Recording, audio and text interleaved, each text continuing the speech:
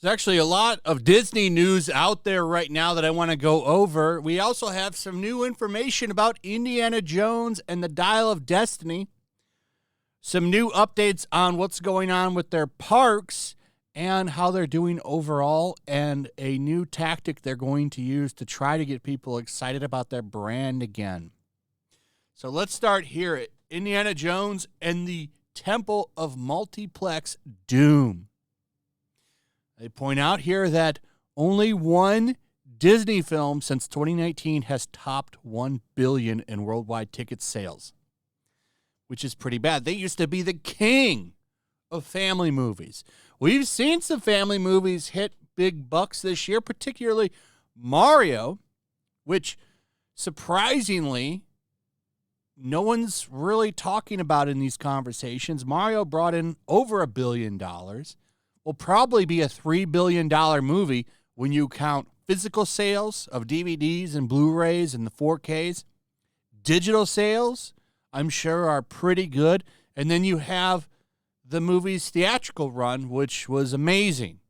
It also probably boosted up Nintendo sales as well. To capitalize on this, guess what Mario's doing? You got a bunch of Mario games coming out here this year. Mario RPG, can't wait for that one. And Super Mario Brothers Wonder, all coming out this year, all on the heels of that movie. So other companies are doing just fine in this area, but Disney just can't get out of that rut. And there's a lot of reasons for it. They want to be political all the time. They want to put all of these very hot subjects in their movies that have a lot of people divided. You take a stance like that, you pay for it. It's not, companies shouldn't be getting political. This is what happens when you get political. And the quality of their stuff has gone down. Let's take a look at Indiana Jones and the Dial of Destiny. Did you know that only 9% of moviegoers heard it was a good film from friends and family? That means, ladies and gentlemen, that word of mouth for this movie is bad. And that is something that you need for people to go see your movie. Now, this comes from this Deadline article that actually has some really interesting commentary in it that I want to go over. This is a very good article that keeps updating every day. But there were some interesting little tidbits in here. One was this one. I've gotten clarity on the whole test score scuttlebucket thing about inflated test scores. While Disney typically uses a friends and family testing system so that no spoilers are leaked in advance, I'm now told Indiana Jones and the Dial of Destiny never tested. Take that, what you will from that. Take what you will from that. That's what's interesting about this. That means that they never did test screenings. Now, usually every movie does that. They'll do a test screening, see what audiences think about it. You usually do it well in advance so that way you can do reshoots and try to fix the movie. There were no test screenings for this movie. This is coming from Deadline.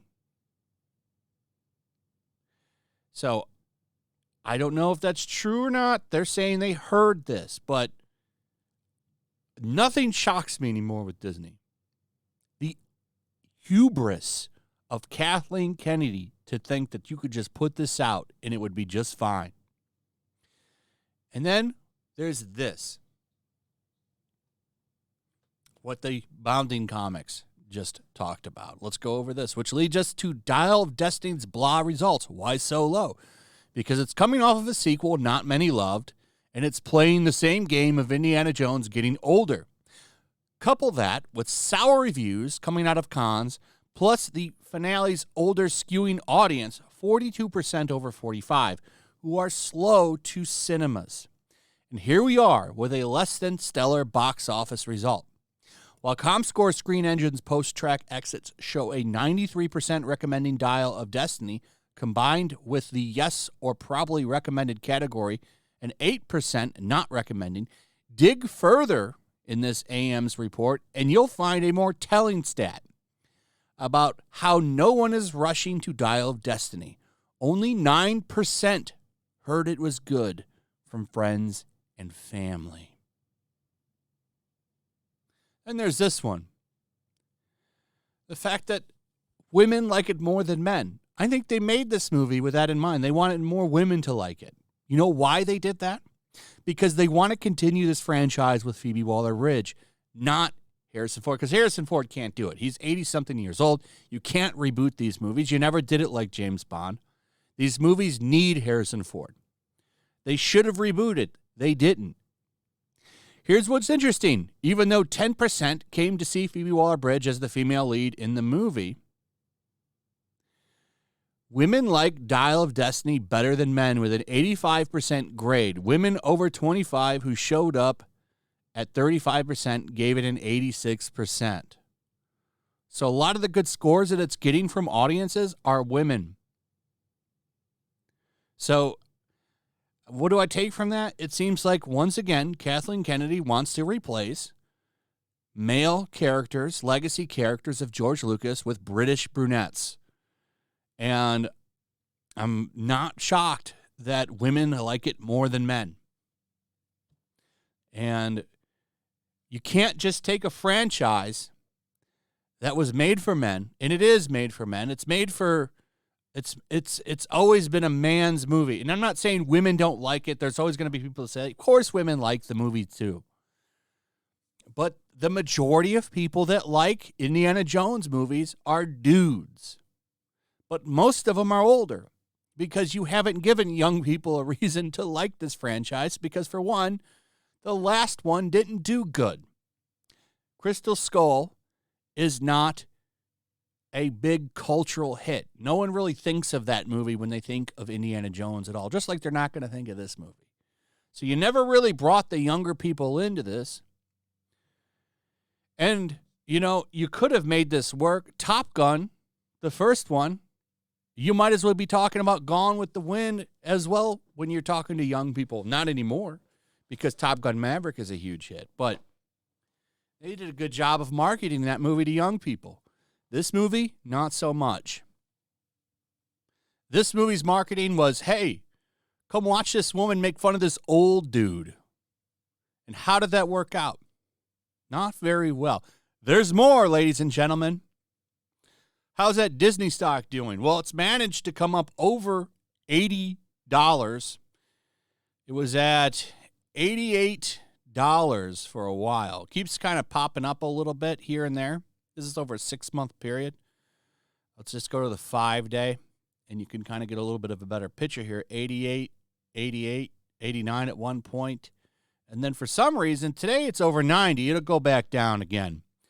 This stock cannot stay over 90. It's struggling to stay over 90. There's more. It was downgraded, but I didn't see this part until now when I was going over this stuff for this video. Disney stock downgraded over streaming theme park growth fears. Now that's interesting. I could do a whole video on this, and I probably will, because those theme parks, ladies and gentlemen, are where Disney makes the majority of its money. Theme parks are where Disney makes its big bucks. And for the theme parks to keep making money, they need that Disney magic in theaters. And they don't have Disney magic in theaters anymore. They've had the other big story, that it kind of died off the news cycle a little bit, was Elemental, the worst Pixar movie in the history of the company. So you need movies like that. You need the family. You know where families are going now? They're going to Universal, going to Nintendo Land. Who's making those movies? The tide is shifting. This is from Disney Dining. Disney World turns into ghost town.